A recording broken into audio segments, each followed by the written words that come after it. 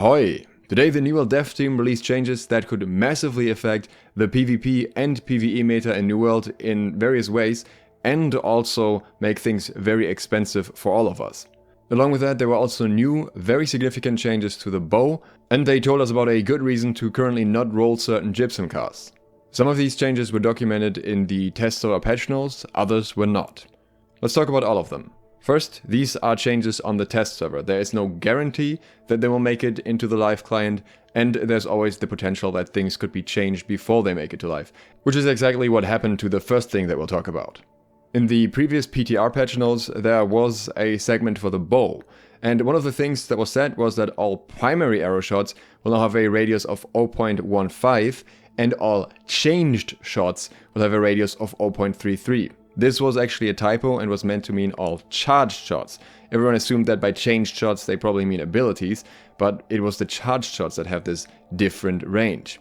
Along with that, the evade shot projectile should have a radius of 0.33, and the explosive arrow projectile should have a radius of 0.33 instead of 0.05. Forum user Cutter, with a lot of X's, actually tested these changes and pointed out that they're really not working the way that they're described. Ainwin then explained the typo, and after this new patch, I went to test out the hitboxes, and it seems that they are at least consistent in how they're working now. So a quick uncharged shot definitely has a smaller hitbox, and 0.15 seems like the right amount for that. So if you're missing the target by just a little bit, you will actually not deal any damage anymore. However, the charged shots definitely have a significantly larger radius, and you can definitely tell that even if you shoot quite a fair bit next to the target, you will still hit the target.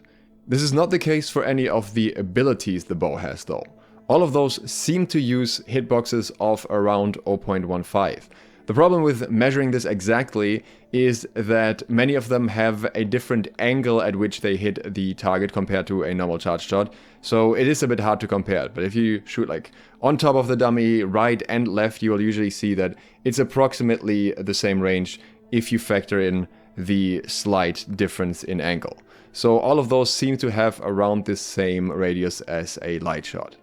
This seems to also be the case for both evade shot and explosive arrow, which are meant to have the different radius of 0.33. But at the same time, this is very difficult to test exactly.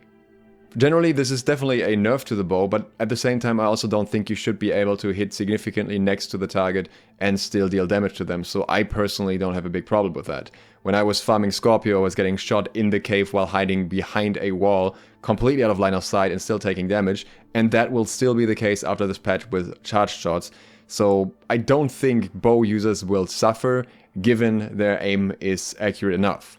I think having consistency between the projectiles is also not a bad thing, so the fact that some of the projectiles don't have larger radius now like they are intended to in the patch notes may actually be better for muscle memory, but what I do think should be compensated for in return are these different angles from which the arrows are fired, which can really throw you off. I think if those are corrected a little bit more, adjusted to be more similar to the normal shot, then that would definitely even out any radius decreases that we're seeing. For the next changes, I'd like to shout out the guys from the nwdb.info Discord, who were the ones who discovered these ones first. The first change they found is what you can see here, the Reflexive Health Potion. This potion self-activates to restore 2400 health and 7% of your max health. It is essentially a standard health potion, but it self-activates without you having to use it. You apparently have to have it slotted in one of your hotkeys, but that's about it. And this is where I'd like to shout out XR, because he actually made the effort to gather all the resources required on the PTR and crafted one of these Reflexive Health Potions. As you can see, he has it slotted on his third consumable slot, and he is fighting a mob and just holding block. And what you see is the moment he drops under 50% health, this Reflexive Health Potion activates without an animation. There is no consumption animation that would prevent you from doing anything else. This means you are free to continue blocking, using attacks or dodging, which is not the case for normal potions, and makes this potion extremely strong. At the moment you can have 3 different potions healing you. You can have regen potions, health potions, and then you can also have healthy toasts, so mana potions also heal you. But what will hold that playstyle back to a decent degree is that you're constantly animation locked doing so. With Reflexive Potions, this would no longer be the case. They also share cooldowns with your normal potions, so there's really no reason to have both slotted if you had an infinite amount of Reflexive Potions. In my opinion, this is bad for the game for two reasons. The first one is practical, the second one financial. On the practical side, I personally think that potions are already too strong in New World. If potions are allowed in duels, they can go on for very, very long times. Amplifying this further with potions that don't come with any downside when using them is, in my opinion, not a good approach. Further than that, the resources required is also something we need to talk about. Because all Reflexive Potions are crafted with three things. A normal infused potion, as well as some Azoth, but more importantly, an ampoule. Crafting an ampoule requires 10 charged sand and 5 sulfur. At this point, I quickly want to let you know that on my Patreon, I post trade tips like this one early, so I recommended buying some charged sand and some sulfur earlier today if you want to be prepared for this. So feel free to subscribe there if you want to get that early trading insider info before I release info in videos. But in this particular case, a disclaimer applies here as well. I am not sure if this entire Reflexive Health Potion thing will ever make it off the PTR. I expected to get a lot of negative feedback, including from me, and I could imagine that they completely scrap it or make it a watered down version of it instead, and maybe also in the process of that reduce the resources required. Because otherwise, if this goes through unchanged, then wars would be so heavily dominated by the richer company that is able to buy or craft more resources for ampoules.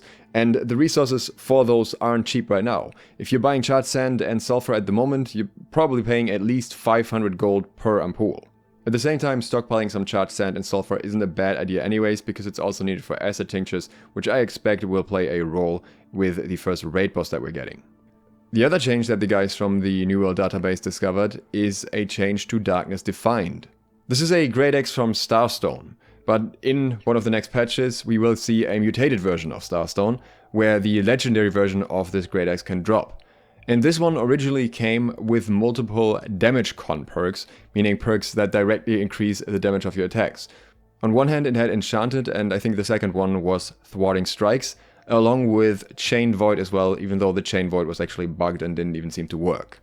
A lot of people seem to be very upset with this because this is an illegal perk combination, you can't craft these types of weapons, and this is a very, very high damage Great Axe, which would directly compete with essentially the top tier Great Axes that can be crafted in the game. I personally thought that the whole issue was a little bit overstated because, in my opinion, having some very strong drops from dungeons is not a bad thing, it's just something that encourages dungeon runs. And I also believe that many players, especially DPS focused players in wars, would still prefer to have refreshing moves on their Great Axe because you can reduce the cooldown of especially Graph Well so drastically, and that's a really important thing in those situations. So I think for them a Thwarting Strikes refreshing move Great Axe would have still been better, and if you get a third perk attunement on top of that, it would have definitely been better. But people were really upset about Darkness Defined, and now it's getting a massive nerf. The perks are now Enchanted, Chain Void and Refreshing Charge, and since Refreshing Charge is relatively unused and also very single target focused, while Chain Void is the opposite of that, this basically makes Darkness Defined almost useless for any decently geared player. A change the devs posted about is a fix to the energizing, siphoning and leeching Runeglass taunt gems, which were previously not allowing you to generate threat while the effect was on cooldown when slotting them as Carnelians. This is their second attempt at fixing this after the experimental change on the live client didn't improve it. It sounds like they fully figured it out this time. Infinitum Band, the double luck item that everyone was talking about, has been updated, so now the first perk is health instead of luck, which I'm guessing probably never worked in the first place if it was anything like the other double luck items. A very important change is happening to Gypsum casts. It's most important for us right now, because if you're currently rolling armor on Gypsum casts, it rolls without a gem slot. I actually assumed that if you roll legendary, you would just get the gem slot on top of the 3 perks that you already had, but apparently it is completely unable to roll gem slots as of now and cannot roll legendary at all, which explains why I've been getting legendary weapons from Gypsum casts, but never any legendary armor. So if you're not using it for expertise increases or just for the Gypsum alone, and you're actually trying to roll good items from it, I would recommend holding onto your armor cast for now, until that part is fixed. Most of the other changes in the patch were minor and not really worth discussing for us here. What is not minor is the first part of the Great Sword Mechanics guide that I'm working on at the moment, so if you're interested in seeing that, please consider subscribing and clicking the bell. Also, if you want to see more news and in-depth breakdowns about New World. Thanks for watching, Dukesloth, out.